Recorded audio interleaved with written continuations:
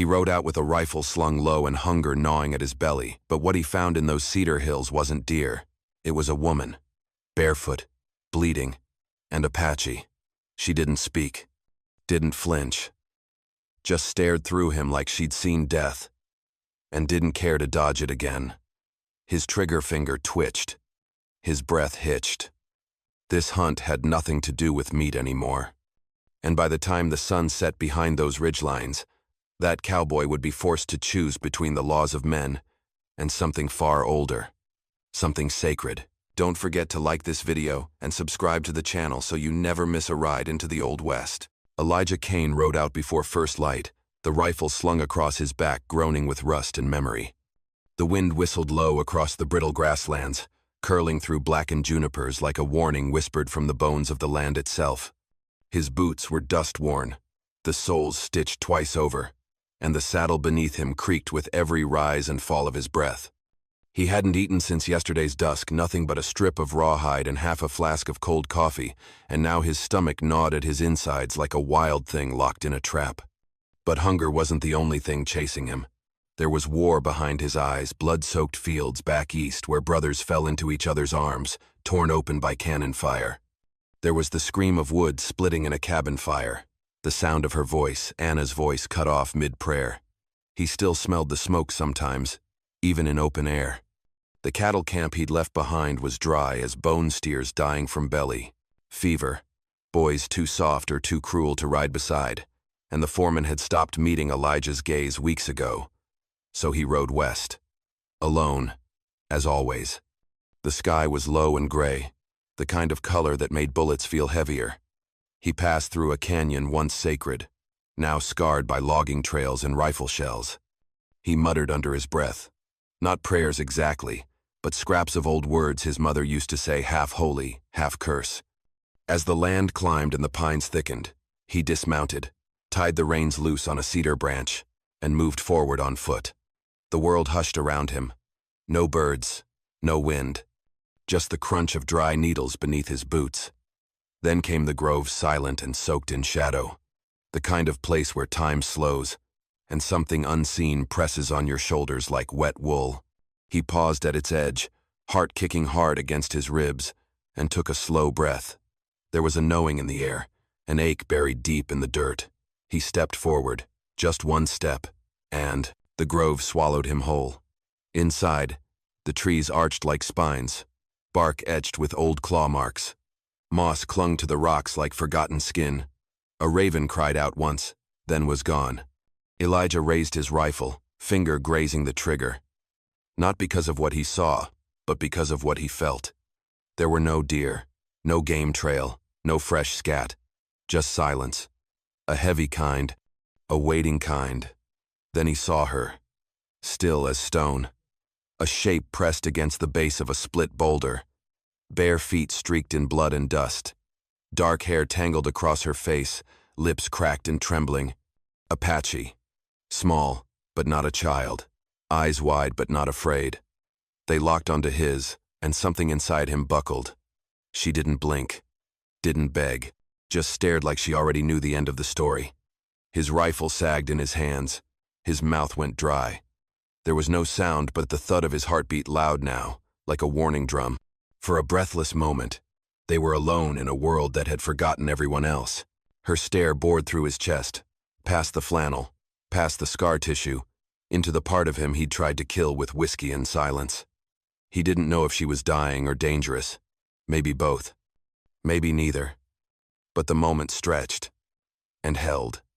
And Elijah Kane, war veteran, cattleman, ghost rider of the high plains, couldn't move, couldn't speak, couldn't shoot. He'd come for meat, for survival. But what he'd found in those hills was older than hunger, and far harder to walk away from. Elijah's breath clouded faint in the still air as he stood frozen before the split rock, the rifle in his hand suddenly feeling like a mistake, like a lie he'd told himself too many times. The girl crouched beneath the jagged stone outcrop was more shadow than flesh at first, barefoot and caked in dry blood, legs folded under her like a trapped fawn, yet her posture held no fear. Her eyes dark, unmoving, watched him with the weight of something older than speech. Apache, without question. But what stirred Elijah wasn't her bloodline, it was the raw stillness she carried, like she belonged to the land more than he ever could. Her hair was tangled in thorns, her palms scraped raw, and yet there was no tremble in her bones, no gasp, no tears. She was injured, maybe dying, but if she was afraid, she had buried it so deep it couldn't be touched by bullets or men. Elijah lifted his rifle on instinct alone slowly, like the way you check for a snake coiled in brush, but his finger never found the trigger. He held it there, arms half raised, caught in a kind of standoff that had nothing to do with weapons. Something about her didn't allow it, wouldn't allow it. The longer he looked, the more his war-scarred certainty unraveled. Her silence wasn't the silence of submission. It was resistance, defiant. Her gaze dared him to treat her like an animal, like a trespasser, like the stories he'd heard around campfires and town saloons where Apache were only shadows in the dark. But she wasn't a shadow. She was right there, real, bruised, breathing, and yet untouched by the rules he thought governed right and wrong. The pine trees around them leaned in. The light turned to gray dusk even though the sun still burned behind the ridge, and the wind stopped moving altogether. Elijah's boots sunk a little into the soft moss as if the earth itself held him in place. He should have said something, anything, asked if she was alone, asked where she'd come from. But the words dried up in his throat, turning to dust before they ever left his lips. He realized, suddenly, with the kind of clarity that cut deep, that he didn't want her to answer not yet, not until he knew who he was in this moment. Was he still the man who pulled triggers for cattle and coin? The man who left bodies in the grass because someone ordered it from a saddle or behind a badge? Or was he something else now, something quieter, older, unfinished? The girl blinked once, and it was like the grove exhaled. His rifle lowered by inches, uncommanded. Her head tilted slightly. Not like she was surprised. More like she had expected this, the way deer expect the wind to shift or a fire to rise. A slow awareness stirred inside him then. A sensation that he wasn't just looking at a girl but at the edge of a story not yet written. One that could rewrite everything if he stepped forward instead of back. He felt the weight of that decision, like iron in his chest. He'd known battles, known fear. But he hadn't known this kind of stillness before, this holy kind of pause where something greater than survival asked for your soul, not your skill. And in that pause, Elijah Kane, armed, hollowed, hungry, chose not to raise the gun again. Not yet. Not while the thorns held her hair and her silence held the truth. So he stood, staring down at the blood on her skin, wondering what part of it was hers, and what part belonged to the men who'd made her run. Elijah dropped to one knee beside the split rock, his calloused fingers brushing the earth where the pine needles had been disturbed, hoof prints, fresh and erratic, a wide splay of weight and speed, more than one rider, maybe three, maybe more. The tracks overlapped, some doubling back, others veering sharply toward the western draw, and then a cruel dragline skidded through the dirt. A heel mark or a body pulled her body, he realized. His jaw clenched. The blood on her legs wasn't old enough to forget, and neither were the bruises flowering along her collarbone. Someone had run her down in these woods, not more than a day ago, maybe less, and whoever they were, they had no intention of letting her go. Elijah scanned the trees, breathing through his nose like a hound catching scent, the rifle trembling in his grip not from fear but the sharp edge of decision. The girl still hadn't moved, hadn't spoken, but her eyes flicked toward the north ridge like a warning sent without words. He followed her gaze and saw it just a blur at first, a flick of motion through the blue haze of cedar trunks. Then came the sound, distant but growing, the drumbeat of hooves, slow and steady, heading their way. His gut twisted. He looked at her again, at the raw defiance still etched into her silence, and he muttered a curse, low and bitter. Not at her, but at the world that put people like her in front of guns and men like him behind them. The laws of men whispered one thing: leave her. Don't get involved. This wasn't his fight. But something older growled louder in his bones, something that didn't come from law or memory but from the land itself, a command without words. Asterisk move. Asterisk. Elijah slung the rifle over his shoulder and stepped closer. She flinched, barely, just enough for him to know she still had strength, still had fire, even if her legs were too torn up to run. I ain't here to hurt you, he whispered, voice hoarse as dry bark. And when she didn't answer, didn't strike or scream, He bent low and lifted her into his arms. She weighed less than a saddle, but her presence burned heavy against his chest, hot with fever, soaked in fear, and yet still rigid with pride. The forest held its breath again as he stood. The hoofbeats quickened behind them, echoing off the canyon walls. Elijah turned south, away from the open ridge, away from the direction her eyes had warned of, and began to move, not fast, not yet, just enough to slip between the trees like smoke. Each step cracked dry twigs and left prints in soft moss, but there was no time to cover tracks now. She didn't cling to him, didn't sob or plead, just lay still, her head against his shoulder, her heartbeat fluttering through his coat like a bird pinned in a storm. The weight of what he'd done settled in with every stride. He'd picked a side, whether she was wanted, whether she was guilty of some crime imagined or real, didn't matter anymore. The moment he'd lifted her, he'd carved a line in the dirt, and now someone was riding toward it. The brush thickened, the ground rising toward a hidden draw he remembered from years ago, a narrow pass where shadows swallowed sound. He aimed for it, heart pounding, breath shallow, senses sharpening like a blade before battle. The hoofbeats behind them fanned out, louder now, hunting not food, not justice, but blood. Elijah didn't look back. He didn't need to. He knew the kind of men that followed the scent of a wounded woman into wild country. He'd ridden with them once, but not today. Today, he was something else. And whatever was coming, they'd have to go through him first. The trail was narrow and choked with brush, winding up the backside of a limestone ridge Elijah hadn't climbed in years. But his boots remembered the rhythm even if his mind was clouded with adrenaline and aching questions. The girl in his arms stayed silent, her breath hot against his collar, and though she barely weighed more than a sack of oats, each step made her feel heavier, like the land itself had threaded her with some unseen weight. By the time he reached the old trapping shelter, a cave hidden beneath an outcropping of wind-scoured rock near a mineral spring, the sky had darkened to a dusky violet, the trees whispering as if carrying messages too old to translate. The cave yawned open, familiar in its quiet, its mouth ringed with dead grass and forgotten bones, and Elijah ducked low as he stepped inside, brushing cobwebs from the low ceiling. He laid her gently on the flattened bed of pine needles he'd once used during a winter trapping season long gone. And she didn't resist, just turned her face away and curled inward, the small of her back twitching with every breath like a wounded animal hiding pain. He pulled off his coat, placed it over her, then dug into his saddlebag for what supplies he had left: a half flask of whiskey, a stained bandana, a cracked tin of lard gone slightly rancid. Not much, but better than nothing. The wound on her thigh was ugly, a tear edged with gravel and dried blood, and when he poured whiskey across it, she jerked once, a hiss slipping through her teeth, but still, no words, no cries.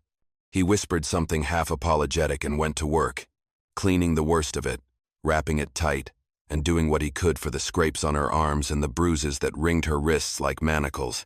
She didn't look at him, but she didn't stop him either. When it was done, he sat back against the stone wall and lit a stub of tobacco, hands trembling from the weight of the day. The fire he built outside the cave, mouth was small and smokeless, just enough to keep the night from biting, and the heat barely reached them. But Elijah welcomed the cold. It kept him alert, kept him grounded. Hours passed like smoke through mesh. He didn't ask her name, didn't tell her his. Some things didn't need saying, not yet. Instead, he watched the moon creep across the sky through a jagged hole in the cave ceiling and let the silence settle thick between them, broken only by the distant screech of an owl and the occasional groan of the wind scraping through the canyon's narrow throat. Then, just as his eyes began to droop and his memory started to curl back like coals reigniting, she began to hum. It was low at first, like a breath-made music. No words, no rhythm he recognized, just a sound shaped by something older than language. The melody twisted through the air, winding around the stone walls like mist, and Elijah felt something shift in the marrow of his bones. It wasn't beautiful in any soft, church-like way. It was haunting, raw, like a mourning song for a world long buried. His eyelids fluttered, and the fire beside him blurred. In his half-sleep he saw feathers dancing in smoke, a circle of women cloaked in red earth, a burning tree split by lightning, and a child's hand reaching into water dark as ink. The song kept going, pulling at something deep inside him, something he'd never touched before but now felt more real than the rifle beside him. And just before he surrendered to the dark, he realized her humming wasn't just a song, it was a story, a memory, a warning, and it didn't belong to her alone. It belonged to the land. And now, somehow, to him too, dawn broke slow over the canyon rim, painting the sky in streaks of copper and ash. And Elijah Kane rose with the cold still in his lungs. The cave dim behind him, the fire long dead, just embers whispering to stone. The girl lay wrapped in his coat, still and silent, her breath barely visible in the chill. He stepped outside, stretching stiff joints and scanning the ridgelines out of habit. But something caught his eye that made his stomach twist. A column of smoke, dark and rising. Not the thin curl of a cooking fire, but thick, angry, black as sin. He narrowed his eyes, followed the line of smoke east across the valley, and mounted up without thinking, riding up the high trail that wound along the bluff where hawks like to nest. The air up there smelled of scorched pine and old sorrow, and when he crested the ridge and looked down into the basin below, his gut turned to stone. What had once been a village, a small Apache settlement tucked quiet beside a stream, was now nothing but char and ruin. Lodges flattened, hides burnt to flakes, smoke still clawing at the sky. Bodies? He couldn't see any from that height, but he didn't need to. The silence was enough, the kind of silence that only comes after screaming. Elijah pulled his hat low, heart pounding like it did in the war. That same tight feeling behind his ribs, like the world had been sliced open and left to rot. He turned his horse fast and rode hard back to the cave, questions tearing at his mind, memories of her song threading through the panic like ghost strings. He knew before he arrived, felt it in the way the trees leaned, in the hush that met him, that she was gone. The cave sat hollow, his coat folded neatly where she'd slept, the bandages discarded in a small pile beside the stone wall. No blood. No signs of struggle, just absence. He stepped inside, called out once, twice, voice rough and wrong in that sacred silence. Nothing. Then he saw it on the wall above where she'd lain, a symbol drawn in charcoal from the fire's remains. A snake, coiled in a circle around a deer. Simple lines, childlike almost, but the message struck like a bullet. He stared at it, breath caught, mind turning. He'd seen similar symbols before, carved into trees during skirmishes, painted on shields when the Comanche rode with Apache against the U.S. Scouts. But this wasn't war paint. This was older. A warning, maybe, or a story. The snake, eternal, devouring its own tail. A force that moves silent but always strikes. The deer, vulnerable, watched but unaware. Was she the deer? Or was he? Or were they both part of some dance neither of them could name? Elijah touched the soot gently, fingers coming away black. She had left it for him. Not by accident. And the weight of that choice settled hard in his chest. He stepped outside, scanned the trail, found no tracks she'd moved, like mist, like story smoke. Not fleeing. Just going where he couldn't follow yet. But why? Leave the symbol? Why, after showing him her wounds, her silence, her song? He turned back to the ridge, the smoke still rising like a fist, and the wind shifted, bringing with it the sharp, acrid scent of burned hide and something else, something metallic and final. He clenched his fists. The girl hadn't just survived something. She'd witnessed it. Maybe more. Maybe what happened at that village had something to do with her silence, and everything to do with who was hunting her. Elijah looked at the snake and the deer one more time, then packed his rifle, his flask, and what little food he had. She was out there somewhere, and so were they. And this time he wasn't just following tracks. He was following a story she'd started, and he was damn sure going to see where it ended. By mid-morning, the wind shifted again, no longer carrying the acrid ghost of fire, but the scent of sweat, horses, and iron men. Elijah reined in his mare at the edge of a ravine choked with mesquite and watched as dust rose in the valley below, a slow-moving storm of hooves and hardened faces. 6 riders, maybe 7, moving in loose formation, their rifles slung easy, too easy. The kind of ease that only comes from men who fired them more often at people than at game. They weren't lawmen, at least not in the way the word used to mean. These were bounty riders, The in-between sort who'd fought in the war and never really came back from it, faces half-shadowed by old uniforms, badges pinned crooked, eyes cold and gray like the ash of yesterday's fire. Elijah backed his mare into the scrub, hoping to let them pass. But one of them, short and thick through the shoulders with a gut full of whiskey and a voice like gravel, looked up and shouted, "Kane? Elijah Kane, that you?" The others slowed. Elijah cursed under his breath, pulled the brim of his hat low, and turned the horse to meet them. There wasn't much use hiding now. The short one rode up first, Baylor, a name that rolled back into Elijah's memory like thunder. Confederate scout turned bounty hunter. The kind of man who collected scars and secrets like poker chips. "Ain't seen you since Vicksburg," Baylor said with a crooked grin, showing yellow teeth. "Didn't expect you to still be breathing. Heard you vanished." Elijah gave a dry shrug. Didn't see much left worth staying for. Another rider, taller, younger, clean-shaven with a glint of authority in his posture, stepped forward holding a folded paper. "We're looking for someone," he said, eyes hard. He unfolded it, held it out. A rough sketch in charcoal, clearly rushed, but clear enough to recognize wide eyes, high cheekbones, long dark hair. "Apache girl," he said. "About 17, maybe younger. Escaped from a settler camp up north near Red Fork, accused of murder. Kid's body was found gutted. Locals say she fled into these hills. We're told she's dangerous." Elijah looked at the sketch a beat too long. His blood slowed, his mouth went dry. But he shook his head. "Haven't seen a soul," he lied, and it felt like cutting a rope inside his chest. Baylor narrowed his eyes. "You sure about that?" Elijah held his gaze. "Dead sure." The air thickened. The horses shifted. The other riders moved slow but deliberate, circling like buzzards pretending to be men. One of them spit into the dirt and said, "Funny place to be riding alone, Kane." "In these hills, right near where she was last seen." Elijah's hand twitched near his saddlebag, where the rifle lay within reach, but still hidden. "I hunt here," he said simply. "Always have." Baylor chewed that over, then gave a slow nod. "Well, if you times do times see her, don't try to be a hero. She's wanted for spillin' white blood. That don't end in mercy." Elijah's jaw tightened, but he nodded. "I'll remember." They lingered a moment longer, just long enough to taste the doubt on him, then rode off slow, dust rising behind them like smoke.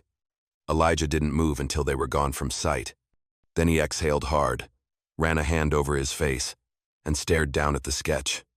The girl's eyes stared back up at him, not in fear but in challenge.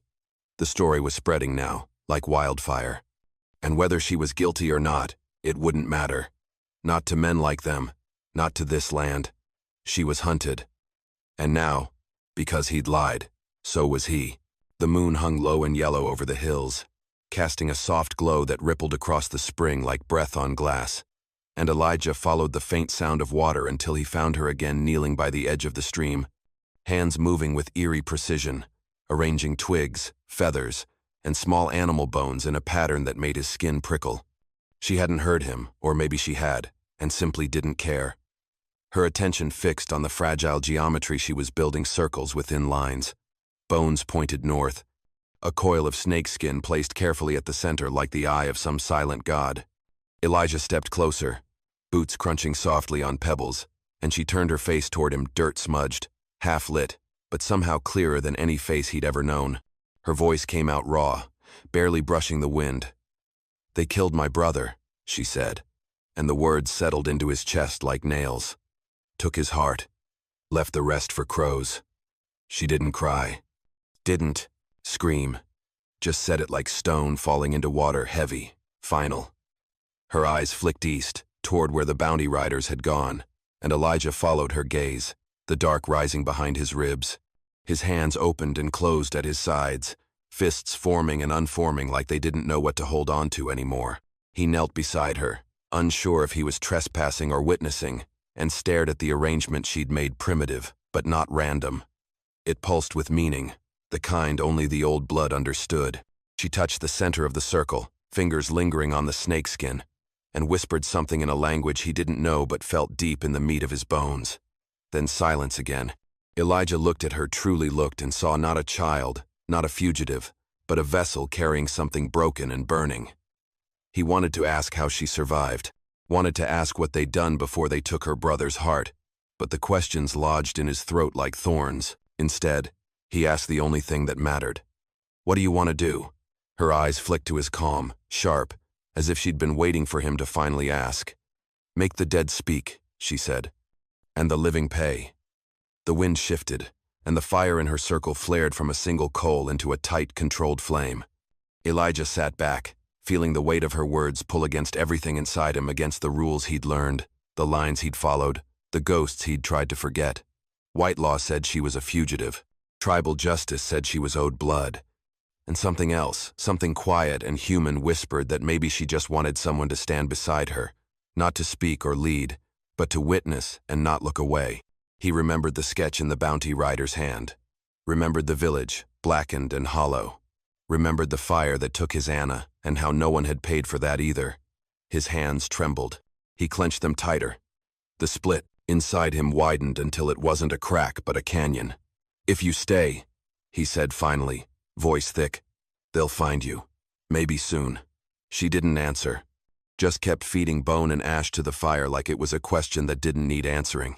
Elijah stared into the flame and made his decision not with words, but with the quiet way he untied his rifle, set it beside her, and sat down on the cold earth. Not to save her, not to judge her, just to be part of whatever came next. The night held its breath, and somewhere beyond the ridge, the dead began to stir. The sun was barely cresting the eastern rim when the first crack of hoofbeats echoed through the trees, sharp and fast like war drums, and Elijah knew before he reached for his rifle that they'd found them. The cedars stood tall and still, but the air had changed, charged, brittle, like the calm before a lightning strike.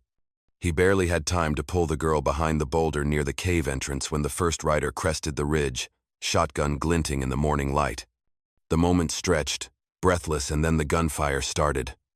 Bark exploded from trunks, dust leapt from stone, and the echo of violence filled the hollow like a flood. Elijah fired once, then again, the second shot finding a man's chest with a dull, wet thud. Baylor, he thought. Or maybe not. It didn't matter now. Another bullet tore through his shoulder, spinning him back against the cave wall, pain blooming hot and wild. He gritted his teeth, vision swimming, and tried to reload. Fingers slippery, with sweat and blood. Through the haze, he saw her barefoot, rising from the shadow of the cave like something summoned. A rider young, barely more than a boy, had fallen, rifle knocked from his grasp, hands lifted in plea, lips moving around the word times please asterisk. She stood over him, face unreadable, the wind tugging her hair like smoke around flame. For a moment Elijah hoped she'd walk away, but she didn't. Her hand moved fast, silent, decisive. The boy's eyes went wide, then empty, and the stillness that followed was thicker than blood. Elijah watched from the ground, unable to move, breath caught somewhere between disbelief and understanding. There was no scream, no flourish, just the act, like turning a page. She turned toward him then, not with regret, not with anger, but with a look carved from bone and dusk. She walked past him without a word, past the fire-scorched cedar roots, through the gunpowder haze, barefoot and unflinching. Behind her, the grove bore the marks of war bodies cooling in the underbrush, smoke curling from fallen rifles, the earth torn open in half-moon craters where lead had met stone. Elijah pressed a hand to his wound, watching her form retreat like a dream walking backward into daylight. She didn't look back, didn't need to. She'd left something behind in that grove, judgment maybe, or justice, or a kind of balance only she understood. The spring gurgled quietly nearby, as if untouched by the violence, and the cedars began to sway again, whispering secrets Elijah could no longer unhear. The men who came to claim her had bled into the same dirt they thought belonged to them, and now the land wore their blood like memory. Elijah's breath came ragged, pain spreading down his arm, but deeper than the wound was the hollow that opened inside him wide, silent, aching. He had chosen a side, and the cost had come not in coin or reputation, but in something harder to name. Not guilt exactly, not sorrow, just weight. He lay back against the stone, sky spinning above him, and listened to the soft hush of her footsteps fading into the trees. No trail, no farewell, just ash where her shadow had been. And for the first time since the war, Elijah Kane understood that some fires don't end when the shooting stops, they just move on, barefoot and burning. Elijah rode slow, pain blooming in his shoulder like a second heartbeat, the world shifting between color and haze as dusk fell across the hills and the sky turned to bruised violet. He followed no map, only faint signs, a broken stem here, a barefoot track pressed into the loam there, a feather snagged on a low branch, still trembling from her passing. The mare beneath him moved steady, quiet, as if she too understood this wasn't a chase, but a reckoning. Blood soaked Elijah's shirt, warm and sticky, but he didn't stop, not even when darkness fell fully and the wind died down to nothing. The land stretched silent ahead, blackened trunks rising like charred ribs from the earth, and then he saw it, the burn site. Ash clung to the ground like memory, and in the center of it, lit only by the last gold of the sky, she moved. Not like a ghost, not like prey, like a woman doing something sacred. She was kneeling in the soot, digging with her hands, slow and steady, and beside her lay a bundle of small bones, wrapped in hide, delicate as prayer.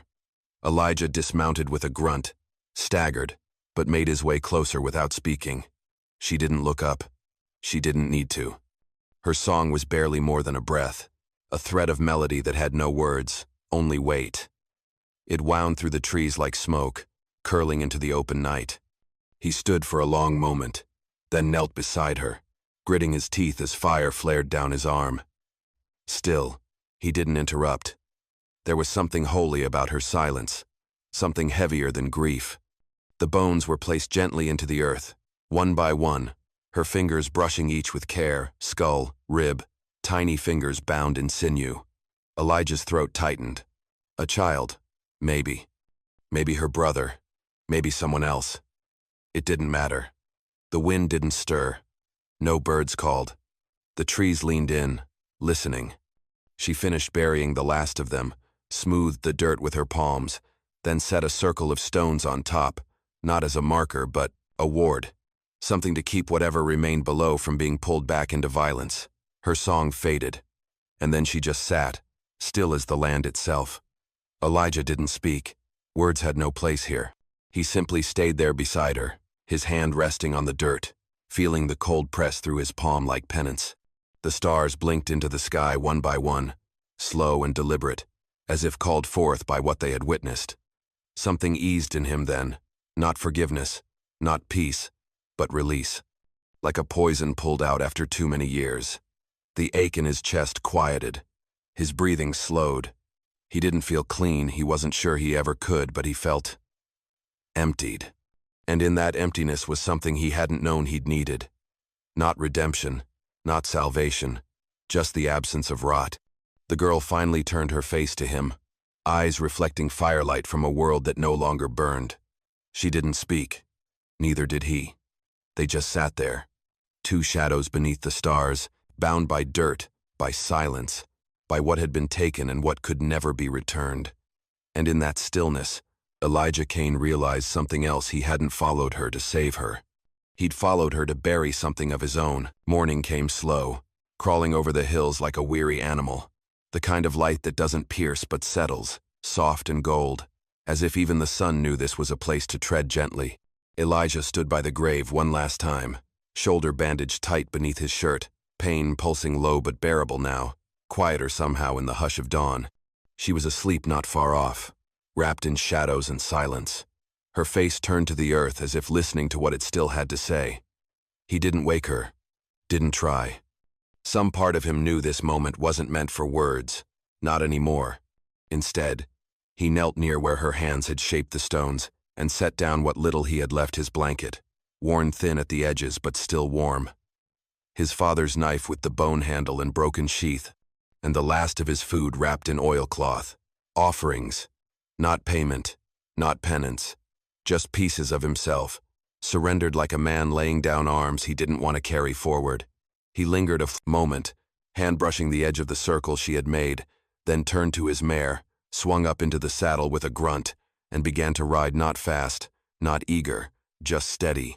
The path wound through the charred remains of the cedar grove, past the cave now empty of ghosts. past the spring that still whispered beneath its breath. The world had shifted, he felt it in the trees, in the dirt, in the air. Something had ended, yes, but something else had begun. At the top of the ridge, he paused, looked back. The clearing below was empty. No figure, no footprints, no sign of her at all. Just wind curling through the grass and the faint sound of a melody on the breeze, familiar, fragile hers. It carried through the canyons like a memory riding on air, wrapping around him like smoke. Elijah's throat tightened. He didn't know where she had gone, whether she'd vanished into the hills or melted into the bones of the land. And maybe it didn't matter. Maybe she was never meant to stay. What mattered was the space she left behind, clean, raw, real. He touched the spot on his chest where Anna's locket used to hang, now long gone, lost in fire or time or both. And for the first time in years, he didn't feel hollow there. Just quiet. The kind of quiet that lives in places older than guilt. As he turned his horse westward, toward whatever stretch of dust and breath still waited for him, he found he didn't need to ask if he'd done right. Right didn't live in courtrooms or coffins. It lived in choices, in small mercies, in how a man showed up when no one else would. The law would call him a traitor. Some men would call him a fool. But the land had seen what happened. And maybe, just maybe, the land would remember the way she had buried her brother, the way she had walked barefoot through ash without flinching, and the way Elijah Kane had knelt beside her, not to save her, not to tame her, but to carry a part of her song forward, even if it was just in silence. He rode on, the wind behind him, the sky ahead wide and waiting, and though he would never know if forgiveness lived in the dust he left behind, he knew this. Some stories weren't meant to end with a grave. Some kept writing,